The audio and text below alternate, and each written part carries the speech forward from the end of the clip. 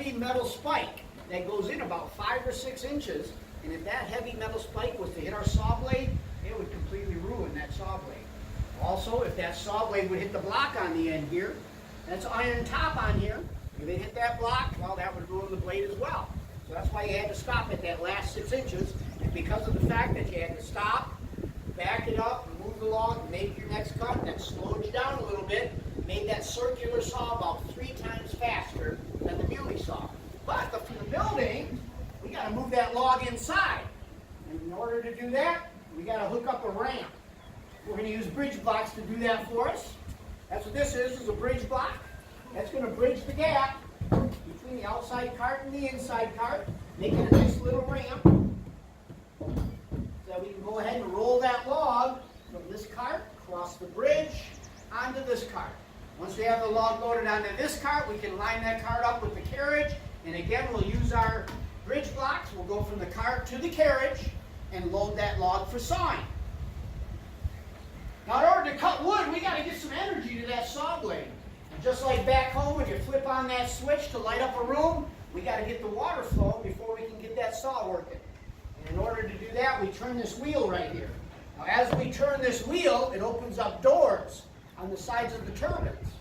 And as that water flows in, we open that door up further, it allows more water flow, and the more water flow we have, the more speed we can get out of the saw.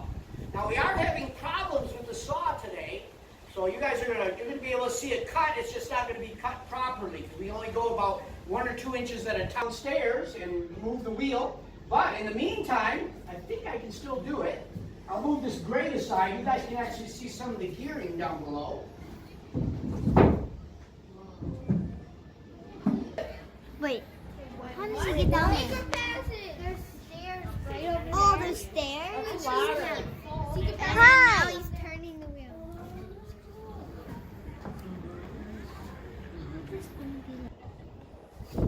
Here we go. Now once it gets going, we're going to increase the water flow by turning our wheel. We try to run about 100 strokes per minute. So I'll turn the wheel until I get it up to the speed that I want.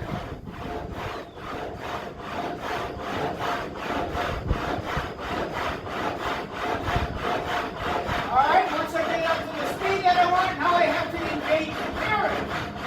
Well, the blade itself, the saw, doesn't move. It's stationary.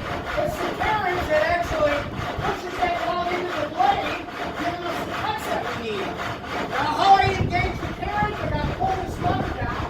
As I pull that lever down, it forces a wooden wheel up into a leather belt, which causes the carriage to move. Then I can actually lock it into place. Now we're moving automatically. I can't keep it here because of the fact that we're having problems. But once I get towards the end and start cutting wood, I have to go back to manual.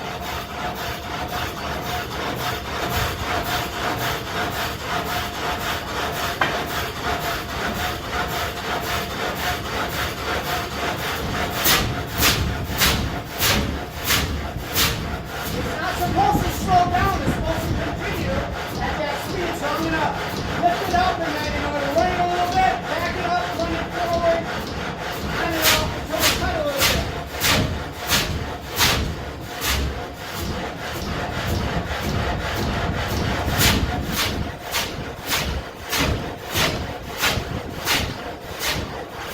Alright, so that's how we cut forward. Now I'm going to back the carriage up. In order to do that, I got to pull this other rope down. I'm going to pull that rope down, it pulls another wheel into a different belt, causes the carriage to go backwards.